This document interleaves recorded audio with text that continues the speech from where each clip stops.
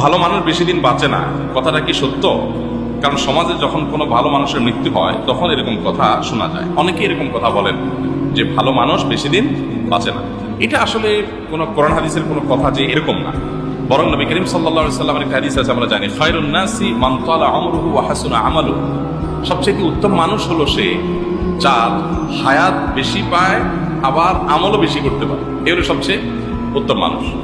তাহলে ভালো মানুষ হলেই হায়াত কম পায়, অল্প বয়সে মরে গেলে সেই ভালো মানুষ, এত সহজ ক্যালকুলেশনের সুযোগ নেই। অনেক খারাপ মানুষ অল্প বয়সে মারা যায়, আবার অনেক ভালো মানুষ অনেক দীর্ঘ হায়াত পেয়ে তারপরে মারা যায়। অতএব কে কত হায়াত কম পেয়েছে বেশি পেয়েছে এটার উপরে আসলে ভালো মানুষ খারাপ মানুষ বা নির্ভর করে না। ভালো মানুষ খারাপ মানুষ বা নির্ভর করে ভালো কাজ করে যেতে পেরেছেন কি এটার উপরে। বরং যদি ভালো কাজ করার সুযোগ পায় তাহলে দীর্ঘ হায়াত পেলে আরো ভালো, নবী সাল্লাল্লাহু আলাইহি ওয়াসাল্লাম বলেছেন। অতএব আমরা যে বলি অল্প বয়সে মারা গেলেই বলি যে লোকটা ভালো ছিলেন, ভালো মানুষ দেখে বেশি দিন বাঁচেন নাই, এরকমটি এত সহজে যোগ্য করা ঠিক না। তবে হ্যাঁ, কেউ মারা যাওয়ার পর সে যদি সত্যি ভালো হয় তো সুধারণা করা যেতে পারে, এতে কোনো সমস্যা